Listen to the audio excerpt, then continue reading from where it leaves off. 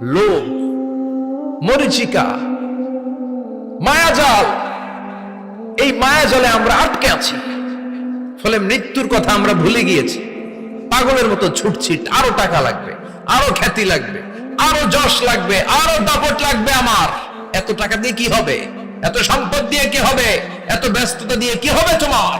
Stop, থামুন, অনেক হয়েছে। আন্না, থামুন। Take a rest, take a breath, and think about death. Think that you have to go back to your Lord. একটু বসেন না, একটু ভাবেন যে আমাকে চলে যেতে হবে, চলে যেতে হবে। এই কোলাহল, এই ব্যস্ততা, এগুলো থাকবে, থাকবো না আমি। সাইয়েদনা ওমর ফারুক বলেছেন, মুতু ক্বাবলা আন তামুতু, মরার আগে একবার মরো। হাসিবু ক্বাবলা আন তুহাসাবু আলাইকুম, তোমার হিসাব নেওয়ার আগে তুমি একবার নিজের হিসাবটা করো না। কাগজ বের করে একটু লিখো না কি কি ভালো কাজ করছিলা, যেগুলো দিয়ে নাজাতের ওসিলা হতে পারে। 1 2 3, আর কি কি আকাম কুকাম করছো দেখো না, লিখে দেখো তোমার অবস্থাটা কি। মরার আগে একবার মরো। মরার আগে খাটের মধ্যে শুয়ে শটান করে চোখ বন্ধ করে একবার মরার ভান করে দেখেন কেমন লাগে। চোখটা বন্ধ করেন আর ভাবেন আপনি নাই, কি কি হতে পারে ভাবেন। আপনার ছেলে মেয়েরা কান্না জুড়ে দিবে, আপনার প্রাণের স্ত্রী বিলাপ শুরু করে দিবে, বন্ধু বান্ধবের চিৎকার আর মাতম, স্থানীয় এলাকার মসজিদে ঘোষণা, অমুক এলাকার নিবাসী অমুক ভাই অমুকের ছেলে অমুক দুনিয়ায় নাই। সব আত্মীয়রা চলে আসবে, ফেসবুকে স্ট্যাটাস দেয়া হবে, সবাই সবাইকে জানাবে বিকাল 4টায় অমুক হাই স্কুল ময়দানে আপনার জানাজা।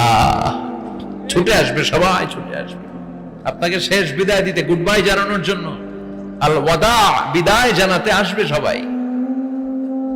4 তাকবীর দিয়ে আপনার জানাজা হবে, অশ্রুসিক্ত জানাজায় আপনার বিদায় হবে। কাঠের খাটিয়ার মধ্যে করে কাঁধে তুলে আপনার কবরে নেওয়া হবে। আগে থেকে খুঁড়ে রাখা কবরটার মধ্যে আপনারে বিছিয়ে দেয়া হবে। বাঁশের কচি দিয়ে তার উপরে মাটির চাপা দিয়ে সব চলে যাবে। ভাবেন না একবার চোখ বন্ধ করে, this is the circle of life, this is the nature of life. এটা সবার হবে, আমার হবে, আপনার হবে। এত মায়া, এত ভালোবাসা কই যাবে? কেউ থাকবে না, সবাই আপনার অন্ধকার কবরে রেখে দিয়ে চলে আসবে। উপরে বাঁশের কঞ্চি, তার উপরে মাটির চাপা, অন্ধকার আর অন্ধকার। এই অন্ধকার যেন শেষ হতে চায় না, শুধুই অন্ধকার, ঠিক কিনা? এজন্য আমাদের চলে যেতে হবে। দাদা গেল, চাচা গেল, মামা গেল, আমাদেরকেও যেতে হবে, জোরে কোন ঠিক কিনা? একদিন মাটির ভেতরে হবে ঘরে মন আমার, কেন বন্ধ দালান ঘর, প্রাণ পাখি উড়ে যাবে পিঞ্জর ছেড়ে।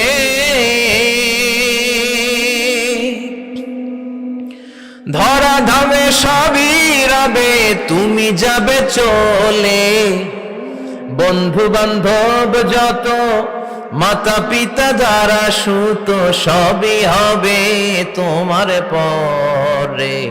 মন আমার কেন বন্ধ দালান ঘর, একদিন মাটির ভেতরে হবে ঘরে মন আমার, কেন বন্ধ দালান ঘর, ঠিক কিনা? সব করে থাকবে, চলে যেতে হবে আমাদেরকে। এজন্য আখিরাতের কথা যেন আমাদের স্মরণ হয়। বিশ্বনবী বলতেন, নাহাইতুকুম আন জিয়ারাতিল কুবুর, আমি তোমাদেরকে কবর জিয়ারত করতে আগে নিষেধ করতাম, কিন্তু এখন নিষেধাজ্ঞা প্রত্যাহার করে নিলাম। এখন সব সময় তোমরা কবরের সামনে যাবা আর জিয়ারত করবা। কবরস্থানে জানতো বড়ুয়া কৃষ্ণপুরের এই গ্রামের কবরস্থান আছে কোন দিকে?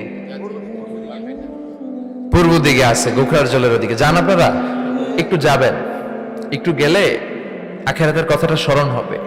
ওখানে ছোট শিশুরা শুয়ে আছে, কিশোর যুবকরা আছে, আপনার মতো তাগড়া যুবক মুরব্বীরা আছে।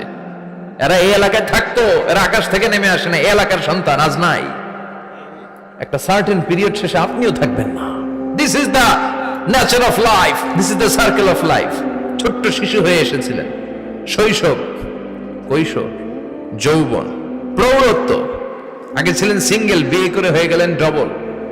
এরপরে আল্লাহ আপনাকে একটা মেয়ে দিল, এরপরে মেয়েকে বিয়ে দিয়ে শ্বশুর হলেন, এরপরে ওই মেয়ের ঘরে সন্তান হতে নানা হলেন। আর কতদিন? অনেক দিন হলো তো, অনেক লম্বা সময় পেয়েছেন আপনি।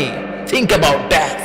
এবার যাওয়ার কথা ভাবেন, আখিরাতের সামানের কথা ভাবেন, ফিরে যেতে হবে। কি শক্তিশালী যুবক, বার্ধক্য চলে আসলে লাঠি ছাড়া চলতে পারে না। কুচকুচে কালো দাড়ি সাদা হয়ে যায়, দাড়ির শুভ্রতা, বয়সের ভার, রং ধরা যৌবন জং ধরে শেষ, ঠিক কিনা? This is the circle of life. যুবক ভাইরা, এটাই জীবন, চলে যেতে হবে, কেউ থাকতে পারবে না, ঠিক কিনা? এটা রিমাইন্ডার আল্লাহ এই সূরার ভেতরে দিয়েছেন যে তোমাদেরকে ফিরে যেতে হবে, এই লোভ লালসা ছেড়ে দাও। রব্বুল আলামিন বলেন, আলহাকুমুত তাকাসুর হাত্তা যুরতুমুল মাকাবির। ও গোলাম, দুনিয়ার সম্পদ, লোভ লালসা তোদেরকে পাগল বানিয়ে দিয়েছে। এই লোভ পাগলামি কোনোদিন তোদের থামবে না যতদিন না তোরা কবরে ঢুকবি, ঠিক কিনা? কার কথা? আল্লাহ বললেন, দুনিয়ার সম্পদ আর লোভ আর মোহে তোমরা গাফেল হয়ে গিয়েছো।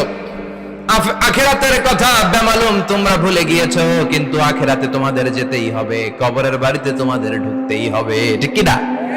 যেতেই হবে। আমরা ভুলে যাই।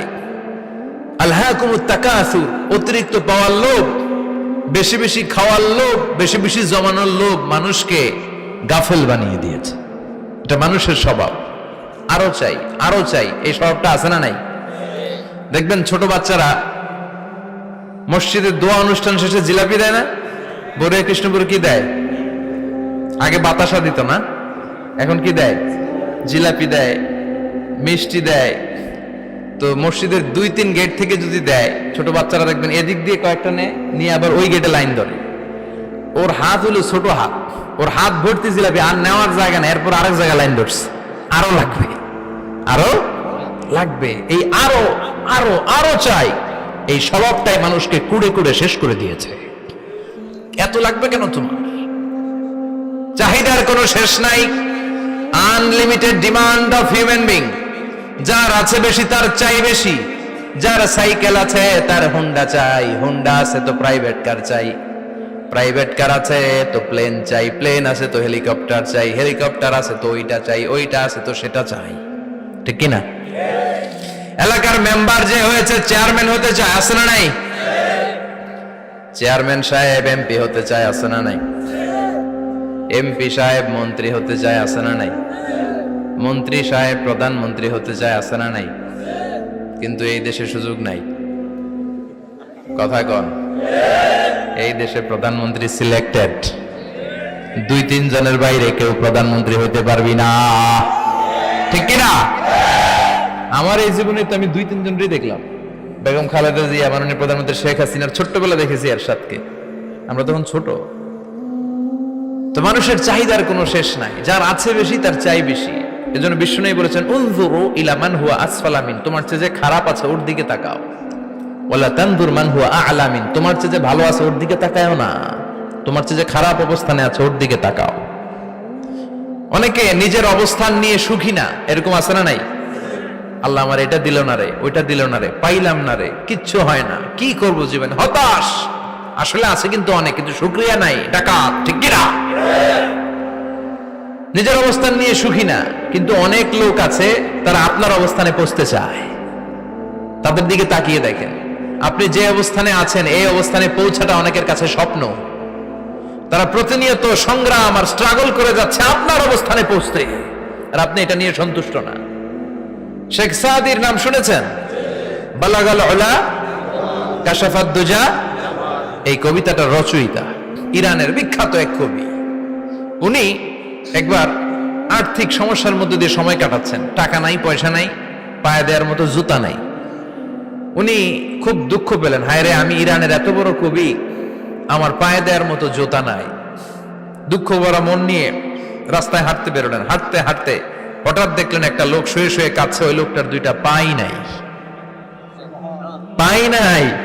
উনি সেজদায় পড়ে গেলেন, আল্লাহর কাছে ক্ষমা চাইলেন, আল্লাহ অনেক দিয়েছো, শুকর আলহামদুলিল্লাহ। এজন্য যেই পরিস্থিতিতেই থাকি না কেন আমরা কি পড়বো? জোরে বলেন, কি পড়বো? এজন্য কানাতু মিনাল ইসলাম, অল্পে তুষ্ট থাকার নাম হলো ইসলাম। সম্পদ লাগবে কিন্তু সম্পদের পাহাড় লাগবে না, ঠিক কিনা? অল্প খান, অল্প পড়েন, অল্প জামান, অল্পের ভেতরে বরকত ঢুকায়া দিছে কে? দেখবেন যাদের সম্পদ অল্প তারা সুখী বেশি। জরিপে এটা দেখা গিয়েছে, অনেক সার্ভেতে এটা এসেছে, যারা সম্পদশালী এরা দুঃখী বেশি, এদের দুঃখ বেশি। টেনশন বেশি, খুব স্বাভাবিক। টাকা যার বেশি, রোগ তার বেশি। টাকা যার বেশি, টেনশন তার বেশি। টাকা যার বেশি, ঘরে শান্তি তার কম। আছে না নাই? ঘরের ভেতরে অশান্তি, ছেলে কথা শোনে না, ছেলে টানে গাঞ্জা, মেয়ে করে পরকিয়া। আছে না নাই? স্ত্রী কথা শোনে না, ভালোবাসা নাই, ঘরটা জাহান্নামের টুকরা। রোগ বালাই, এক একটা হসপিটাল বিল পরিশোধ করতে মাসে 5 লাখ 10 লাখ। আছে না নাই? কিছু খেতে পারে না, ডাক্তার একেবারে ডায়েট মেনু বেঁধে দিয়েছে। Diet, very diet menu.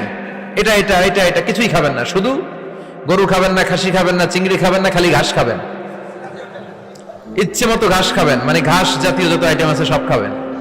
শাক খাবেন, সবজি খাবেন, সালাদ খাবেন। গরু, চিংড়ি, মুরগি, গোশত, ইলিশ কিছু খেতে পারে না।